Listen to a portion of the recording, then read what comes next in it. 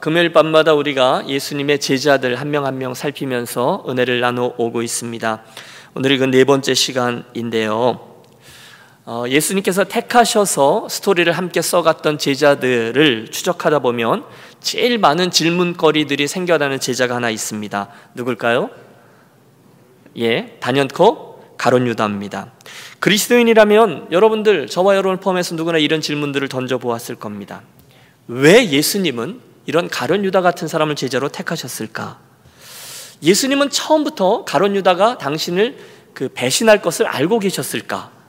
또 그 배신 행위를 미리 하신 주님이 혹시 다른 식으로 대처하실 수는 없으셨을까? 유다는 원래 배신자가 될 운명으로 태어나신 것일까? 등등의 의문점들이 바로 그런 것입니다.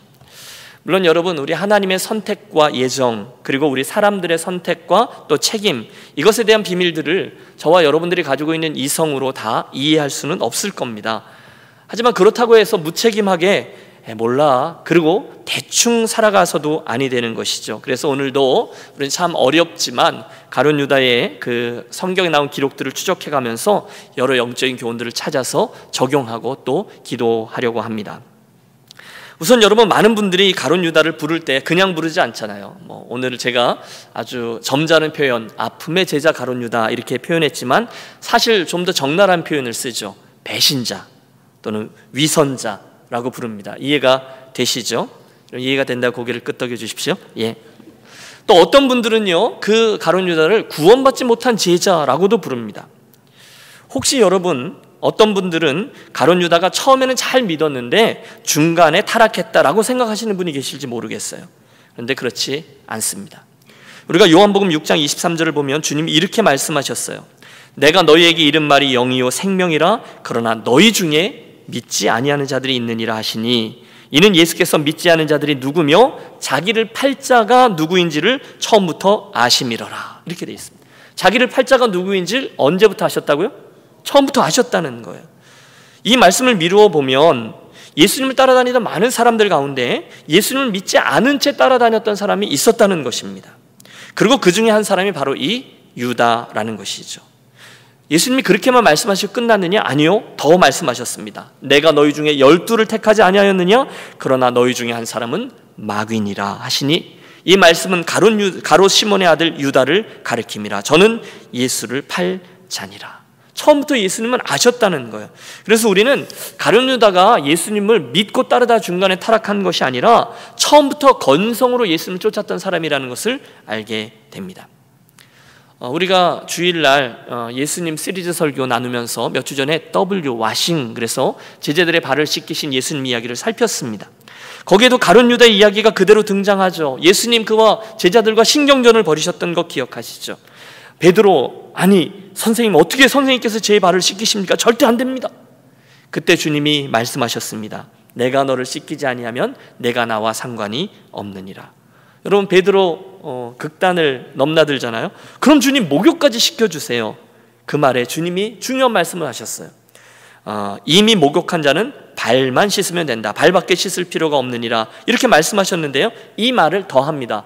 너희가 깨끗하나 다는 아니니, 이는 자기를 팔 자가 누구인지 아심이라. 다시 말해서 예수님은 당신을 쫓아다녔던 12명의 제자들 가운데 목욕의 체험이 없는 사람, 중생의 경험을 통과하지 않은 자가 있다라고 말합니다. 누구죠? 가룟 유다입니다. 오늘 우리가 가장 먼저 주목하려고 하는 포인트가 그것입니다. 여러분, 분명히 가룟 유다도 예수님을 따르기 위해서 외향적으로는 모든 것을 다 버렸습니다. 3년 동안 그는 예수님과 함께 있었습니다. 그는 하나님의 아들과 함께 떡을 뗐고 함께 잔을 기울였습니다. 하나님의 말씀에 귀를 기울였고 그 뜻을 제자들과 함께 헤아렸습니다. 예수님이 하신 팔복을 비롯한 산상수훈을 함께 들었습니다. 하나님 나라의 수많은 비유들을 함께 듣고 제자들과 함께 골치를 썩으며 이 뜻이 무엇일까 고민했습니다. 묵상했습니다. 그것뿐이 아니에요. 소경이 눈을 뜨고 안진뱅이가 일어나고 귀머거리가 들고 죽은 자가 살아나는 것도 자기 두 눈으로 목도했습니다. 예수께서 폭풍을 잠재우는 그 순간 그 배에 가룟 유다도 승선해 있었습니다. 예수께서 성전에서 강도들을 내몰고 내 집은 만민이 기도하는 집이라 할 때 가슴 벅차게 그 장면을 바라보았어요. 어린아이를 안아 예수께서 축복하실 때에도 그는 늘 예수님 옆에 있었습니다. 그러나 중요한 것은 이겁니다. 그는 구원받지 못했다는 거예요. 진정한 의미에서 그는 예수님의 제자가 되지 못했다는 거예요. 여러분, 충격이죠. 바로 여기에 우리들의 관심이 집중됩니다. 왜 그랬을까요? 도대체 뭐가 문제였을까요? 오늘 우리들의 이 밤 시간을 이끄는 질문입니다. 유다의 인생을 한번 추적해 보시죠. 가장 먼저는 그의 출신 배경과 그리고 그 어렸을 때의 스토리인데, 사실 성경은 이 가룟 유다의 그 예수님을 따르기 전에 있는 기록이 거의 하고 있지 않습니다. 가롯 유다라는 이름에서 눈치채셨듯이 가롯은 출신 지역입니다. 유다가 그의 본명이죠. 혹시 가롯을 성으로 알고 유다를 이름으로 하신 분은 없으리라고 생각합니다. 여러분 같이 좀 웃어주시고 이러셔야 저도 열심히 하지 않겠어요? 헤브론 남쪽에 가롯이라는 지명이 있습니다. 그래서요, 예수님의 제자들은 대부분 저 북쪽 갈릴리 지역 출신이었거든요. 그들과 비교할 때 유일하게 남쪽 유대지방, 즉 수도권에서 태어난 제자가 그였습니다. 그의 아버지 이름은 오늘 우리가 본문에서 보았듯 시몬입니다. 아마 이 정도가 성경이 말씀하고 있는 가롯 유다에 대한 이야기 전부일 겁니다. 여러분 아세요? 이 유다라는 이름의 뜻이 찬양이에요. 그래서 이스라엘 백성들 가운데 유다라는 이름을 너무너무 좋아했습니다. 적어도 이 가룟 유다가 태어나기 전까지는 말입니다. 그래서 유다의 이스라엘 백성들에게 있어서 독립전쟁이 있었는데, 아주 유명한 전쟁이죠. 예수님 태어나기 전인데요. 그때 유다 마카비 형제들 얘기할 때도 그들의 이제 대장이죠. 유다라는 이름입니다. 굉장히 좋아했어요. 그러나 이 가룟 유다가 역사를 쓴 후에 이스라엘 백성들 가운데 유다라는 이름을 자기 아들에게 지어주는 아버지는 별로 없습니다. 그만큼 이 유다가 했던 일이 치명적이었던 것이죠. 그가 그렇게 예수님의 부르심을 받았어요. 둘째는 그의 타락이죠. 여러분 요한복음 12장을 보시면 이 사람은 예수님의 무리들 가운데 돈괴를 맡은 사람이다 라고 기록하고 있습니다. 회계였다는 거예요. 여러분 생각해 보십시오. 예수님의 제자들 중에는 세리 출신으로 재정에 관한 한 프로가 따로 있었습니다. 누굽니까? 세리 출신의 제자. 네, 감사합니다. 역시 주석현 집사님 그럴 줄 알았어요. 마태입니다. 마태가 세리 출신이에요. 회계사 출신이라는 거예요. 그런데 그가 예수님의 재정을 맡지 않았어요. 누가 맡아요? 가룟 유다가 맡았습니다. 그렇다면 가룟 유다는 분명히 똑똑했고 경험도 있었고 또 다른 사람들에게 신뢰를 얻는 사람이었음에 틀림없습니다. 요한복음 13장 예수님의 최후 만찬에서 주님이 이렇게 말씀하셨던 것을 기억하시죠? 너희 중에 하나가 나를 팔리라. 충격을 받은 제자들이 웅성웅성댑니다. 그게 무슨 소리예요? 주님 그게 접니까? 도대체 누구입니까? 이 말의 뜻은 자명합니다. 제자들 중엔 아무도 그 유다가 예수님을 팔 것을 눈치챈 이가 없었다는 것입니다. 다시 말하면 아무도 유다가 배반자가 될 것임을 몰랐습니다. 저와 여러분은 이미 가룟 유다 그 이야기들을 다 알고서 성경을 보기 때문에 유다에 대한 선입견들을 이미 가지고 있지만, 그게 없이 저와 여러분이 예수님 공동체에 들어가 있었더라면 우리도 전혀 눈치채지 못했을 거예요. 그 유다가 예수님을 팔아버릴 거라는 것 말입니다. 그만큼 그는 그 공동체에서 신임을 받고 있었던 사람입니다. 겉모양은 괜찮았어요. 그러나 문제는 그의 내면 세계였습니다. 그의 정체가 서서히 드러나는 것은 요한복음 12장입니다. 옥합을 깨뜨려 예수님의 발을 씻겨드린 마리아의 행위에 대해서 유다가 했던 말이 유명하죠. 저 철없는 여인이 도대체 무슨 짓을 한 거야? 저 향유를 팔아서, 그 값비싼 향유를 300데나리온에 팔아서 그걸로 가난한 사람들을 도와주면 훨씬 더 좋지 않겠어? 라고 말하죠. 맞는 말 같습니다. 그런데 성경은 이어서 보태고 있습니다. 이렇게 말함은 가난한 자를 생각함이 아니요 저는 도적이라 돈꾀를 맞고 거기 넣는 것을 훔쳐 가밀어라. 그의 본질은 도적이었다는 것입니다. 여러분 가룟 유다는 프로였습니다. 아무도 그를 의심하지 않았습니다. 하지만 그의 안에는 탐심이 있었습니다. 이중장부를 만들었고 조금씩 돈을 빼 돌렸습니다. 그리고 결국 그 탐욕이 저로 하여금 예수님을 배반하고 그분을 팔아 넘기게 해버립니다. 바야흐로 유다의 타락입니다. 그 다음은 유다의 배반한 이유입니다. 여러분 저는 이게 굉장히 궁금해요. 유다가 왜 주님을 배반했을까요? 무엇이 그로 하여금 그런 끔찍한 짓을 하게 했을까요? 가장 먼저는 그의 탐심이 문제였겠죠. 그는 돈을 사랑함이 일만하게 뿌리다라는 성경의 말씀이 얼마나 옳다는 것을 우리에게 보여줍니다. 돈을 끔찍하게 사랑하다가 망하게 된 겁니다. 물론 여러분 성경은 돈을 부정하지 않아요. 하지만 돈을 사랑하는 것이 우리들 많은 죄악의 출발점이 된다고 분명히 밝히고 있습니다. 돈이 문제가 아니라 돈을 사랑하는 것이 우리로 하여금 주님을 섬기는데 이러저러한 왜곡된 모습을 가져오게 된다는 거예요. 오죽하면 주님께서 하나님과 만몬을, 하나님과 재물을 겸하여 섬길 수 없느니라 분명히 못을 박으셨을까요? 여러분, 원문은 만몬으로 되어 있어요. 재물의 신입니다. 돈 뒤에는 인격이 있다라고 여러 번 말씀드렸습니다.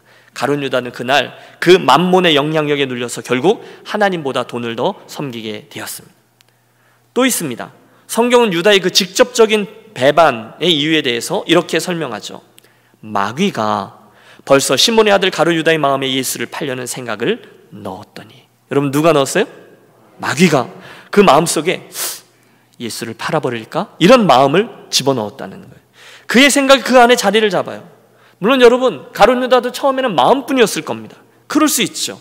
저와 여러분에게 이런 일은 언제든지 일어나는 일들입니다. 그런데 유다의 비극이 무엇인가 하면 그때 이 생각에, 죄된 생각에 저항하지 않고 그 생각이 점점 더 자기 자신을 지배해 가도록 내버려두었다는 거예요. 루터가 말한 유명한 이야기 기억하시죠? 새가 우리 머리 위에 둥지를 틀 수는 있으나, 머물 수는 있으나 그 새가 둥지를 틀 때까지 내버려둬서는 안 된다라고 말입니다. 사랑하는 여러분, 우리 함께 기억하고 싶습니다. 저와 여러분에게 인생을 살면서 연약함 때문에 들 수 있는 죄악된 생각들이 있을 수 있습니다. 육신이 연약해요. 우리 중에 누가 자유할 수 있습니까? 사탄이 우리들에게 시험거리를 던져줘요. 죄된 생각들을 집어넣어요. 어떻게 하겠어요? 그러나 일단 그 생각들이 들었을 때 그 악한 생각이 내 안에 둥지를 틀고 내 자신의 인격을 잡아먹도록 내버려두면 안 된다는 거예요. 싸워야 된다는 거예요. 사도 바울처럼 로마서 7장이죠. 또 그것을 걷어내야 될 책임이 우리에게 있습니다. 성령의 능력으로 로마서 8장이죠. 그러나 유다는 그날 그렇게 하지 않았습니다.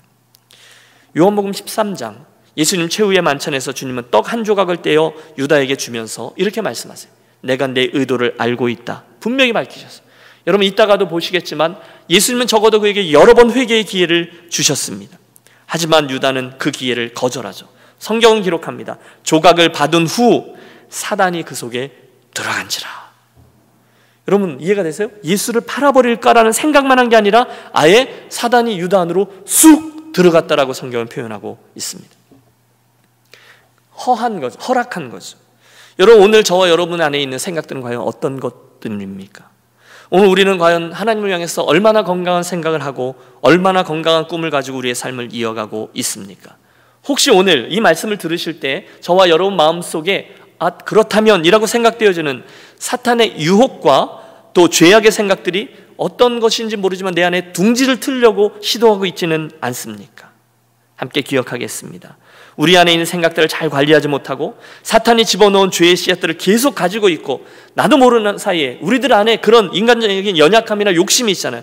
그래서 계속 나는 씻었다고 생각하지만 계속 가지고 있고 따라하다가 우리는 곧 사탄에게 우리 마음 전체를 내어줄 수도 있어요. 여러분, 이건 그 예수님이 바알세불 논쟁 이야기할 때에도 분명히 말씀해 주신 부분입니다. 우리 함께 두려움과 떨림으로 또 깨어 경성해야만 할 것입니다.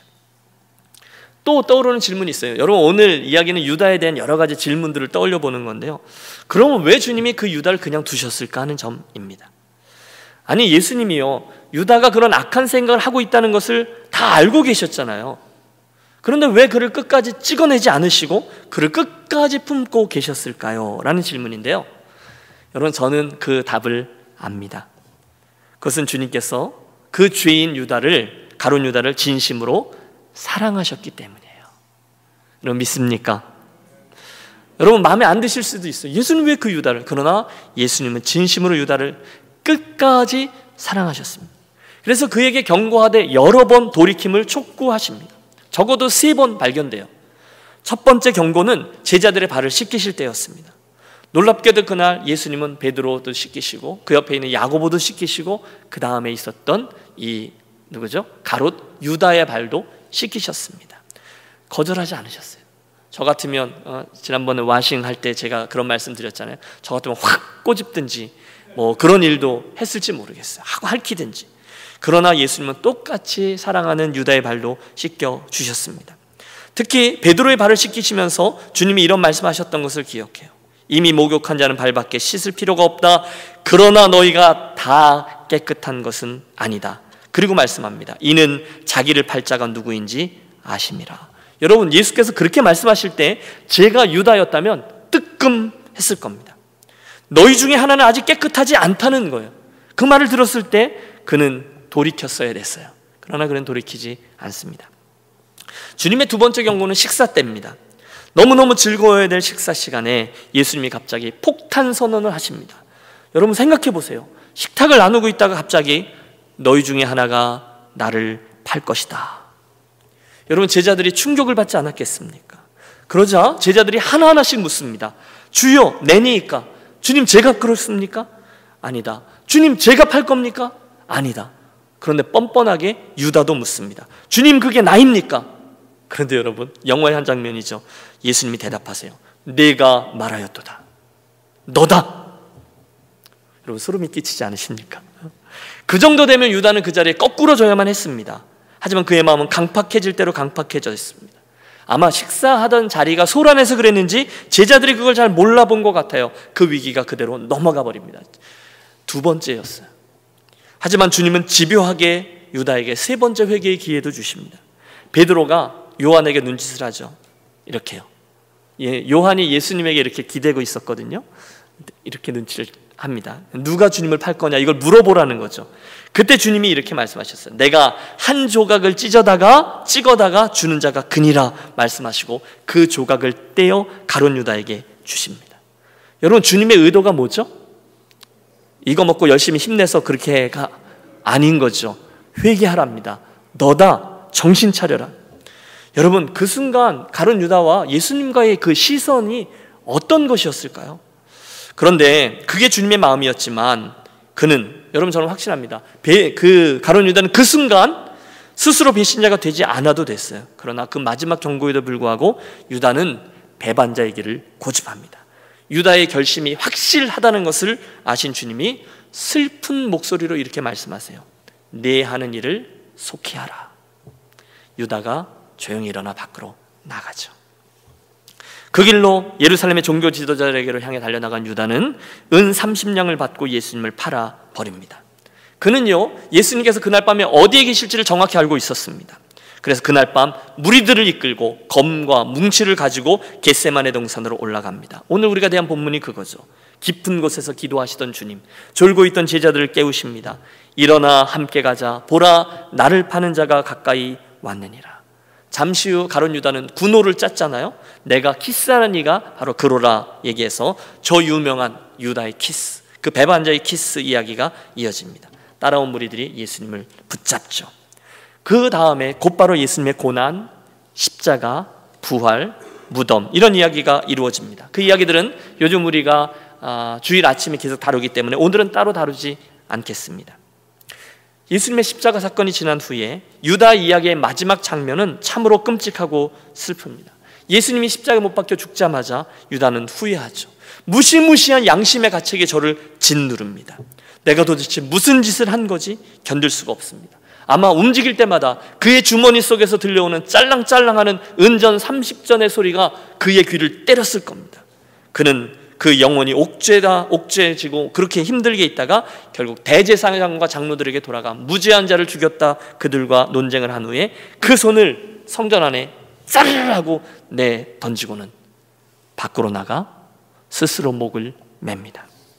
사도행전 1장의 기록을 보면 그의 시신이 땅에 곤두박질해서 창자가 다 터져 죽게 되었습니다. 정말 끔찍한 죽음입니다. 이후 대제사장과 그 장로들은 유다가 던지고 간 그 돈을 더러운 돈이라 해서 주섬주섬 모아다 어떻게 할까, 헌금으로 받을 수는 없다 생각해서 그것으로 땅을 사 나그네들, 지나가다가 형체를 알 수 없게 죽음을 당한 이들에게 위해서 그들의 묘지를 삼습니다.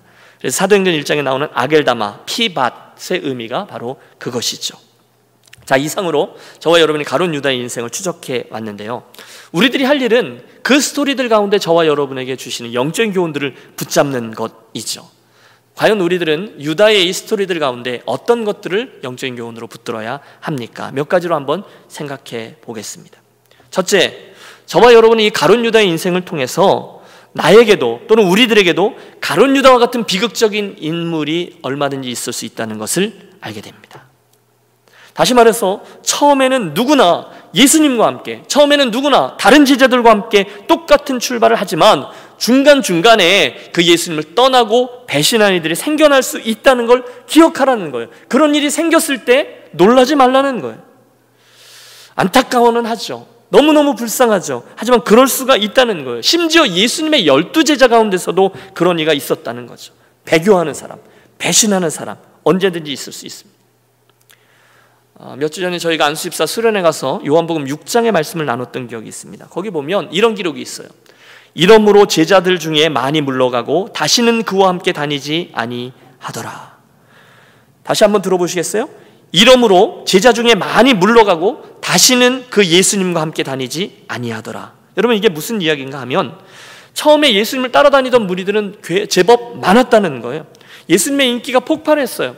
너무도 많은 사람들이 세례 요한이 그를 가리킬 때 그에게로 다 몰려갔습니다. 또 특별히 요한복음에 보면 오병이어의 기적 이후에 수많은 이들이 예수님을 쫓아갑니다. 그 동기가 분명치 않았습니다. 많은 이들은 예수님이 제공해 주신 오병이어의 공짜 뷔페 식당 때문이었습니다. 예수님이 그 다음날 사라지죠. 그러나 그들은 아침에 일어나자 무슨 길을 쓰고 예수님을 찾아가 그 건너편 동네까지 이릅니다.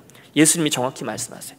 너희가 나를 쫓아온 이유는 표적을 본 까닭이 아니오 먹고 배부르기 때문이라.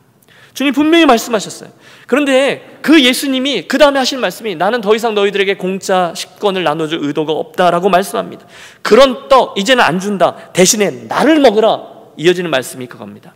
나는 하늘로부터 내려온 생명의 떡이라. 그 얘기를 듣는데 사람들의 얼굴이 굳어지기 시작합니다.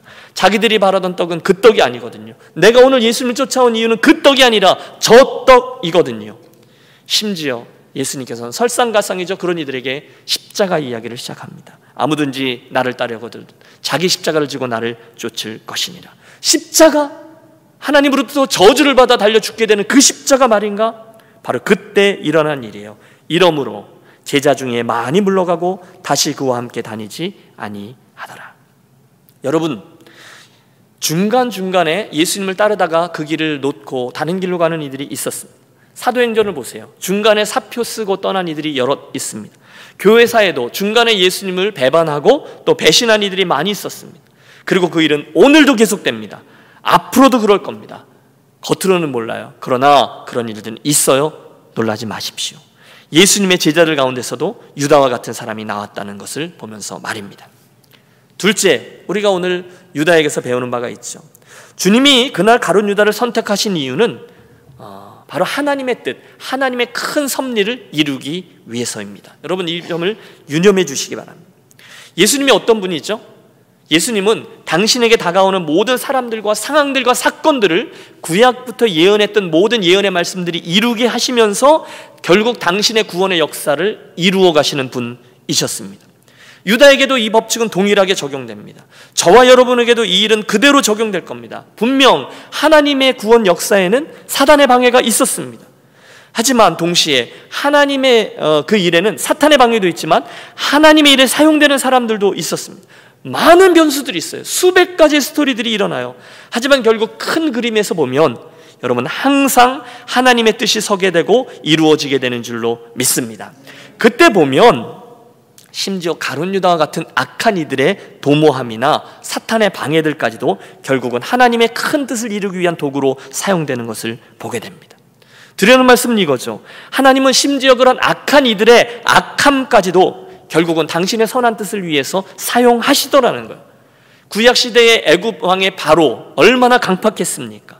발람이라는 예언자의 탐심, 느부갓네살 왕의 잔인함, 심지어 예수님 당시 헤롯 왕의 핍박, 이 모든 것도 결국은 하나님의 선한 역사를 이루기 위한 도구로 사용되었다는 거예요. 그 이야기들의 연장선상에서 가룟 유다의 배신 이야기도 자리합니다. 틀림없어요. 가룟 유다의 이 악함, 그가 선택했던 배신은 그의 책임입니다. 하지만 결국 그 악함도 하나님의 놀라운 구속사를 위해서는 선하게 사용됐다는 것을 우리가 지켜보게 되는 거예요. 여러분 오해하지 마십시오. 혹시 이것을 잘못 이해하시면 통일교에서 그렇게 가리키는데요, 가룟 유다는 오히려 하나님의 큰 구속사를 이루기 위한 공로자다. 예수님은 가룟 유다 때문에 십자가 사건을 경험할 수 있었다. 이렇게 이해될 수도 있어요. 그러나 여러분 그렇지 않습니다.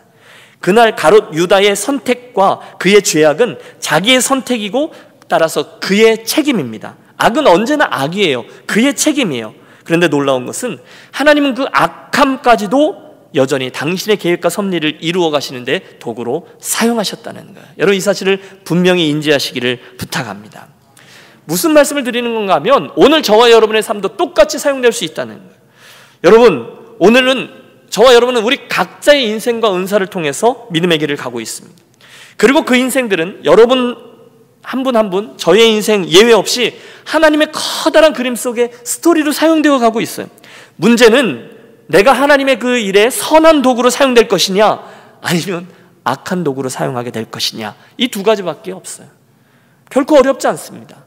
사랑하는 여러분, 이왕이면 하나님의 놀라운 일에 선한 도구로 사용되시는 저와 여러분 되시기를 축복합니다. 가룟 유다는 악한 역으로 사용됐다는 거예요. 당신의 선을 위해서 어떻게 해서든지 사용하시죠. 그러나 우리들이 배우는 말은 그겁니다. 이왕이면 하나님 절대로 가룟 유다가 되지 않아 선한 도구로 저와 여러분의 인생과 가정과 교회가 사용되게 되시기를 축복합니다. 좋은 도전이죠. 가룟 유다 이야기에서 우리가 세 번째로 배우는 점이 있습니다. 그것은 가룟 유다가 그런 스토리의 주인공으로 인생을 걸었던 이유는 그가 처음부터 참된 믿음을 소유하고 있지 못했기 때문이다라는 것도 알려줍니다. 여러분, 사실 이 모든 비극의 출발점이 따로 있었습니다. 그것은 뭐죠? 그는 예수님의 은혜, 구원의 은혜를 제대로 받지 못한 제자였다는 거예요. 중생하지 못한 채 주님을 쫓아다녔다는 거예요. 주님을 쫓아는 다녔어요. 그러나 그는 은혜를 몰랐습니다. 여러분, 이 사실이 우리들에게 의미하는 바가 큽니다. 저는 이 시간 저와 여러분의 구원의 확신을 흔들고 싶은 마음은 추호도 없습니다. 그러나 사도 바울의 이 말씀을 우리가 도전함으로 받아야 돼요.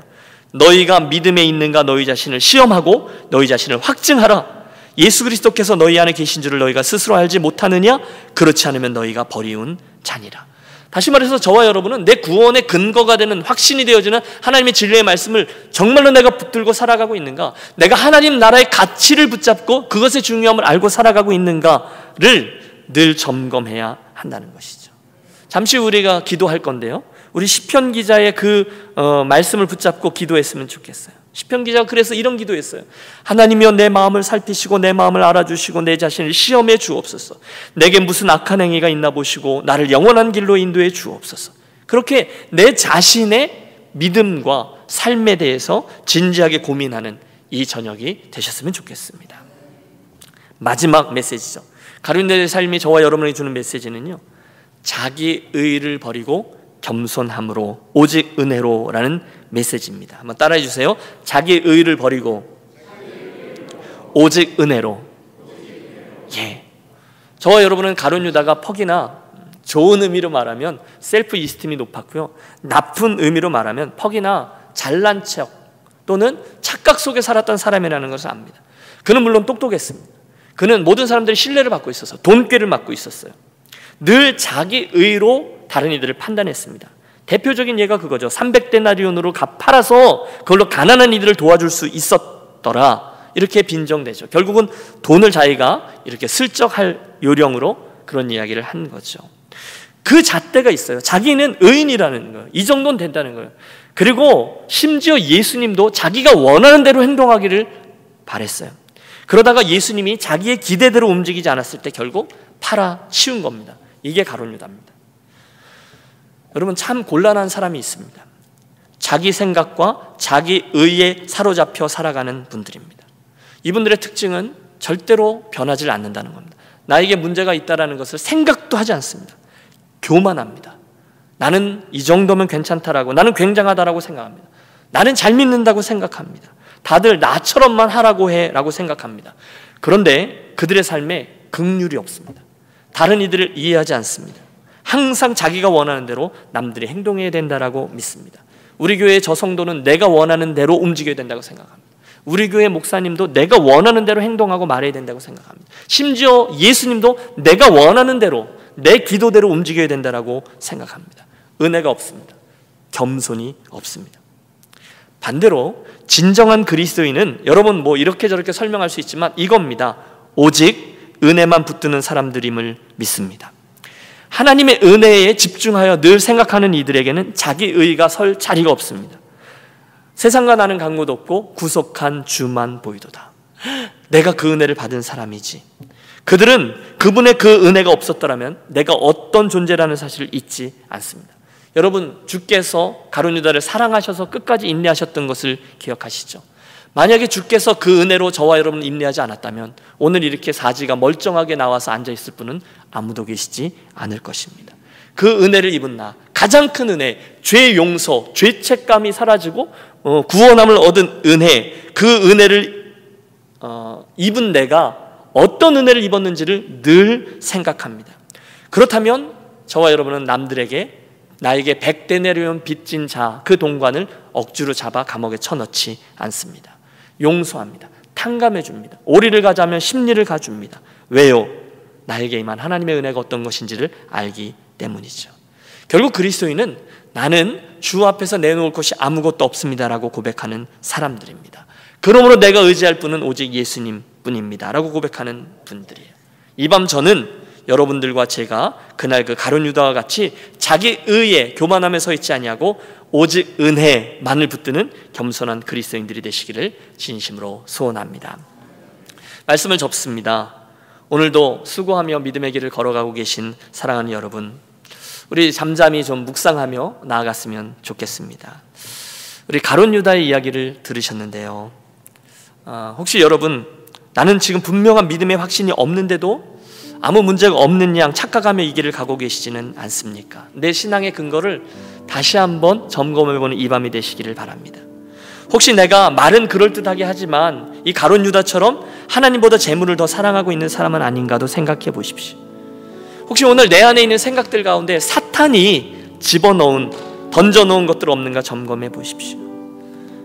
여러분, 가룟 유다는요, 예수님의 12제자라는 그 놀라운 껍데기는 가지고 있었어요. 하지만 그걸로 되는 것이 아니었죠. 오직 은혜, 그분의 은혜를 붙드는 몸부림으로 그 겸손으로 가는 게 맞습니다. 바로 그 은혜가 우리 모두에게 풍성히 임하고 누려지는 복된 이 밤이 되시기를 간절히 축원합니다.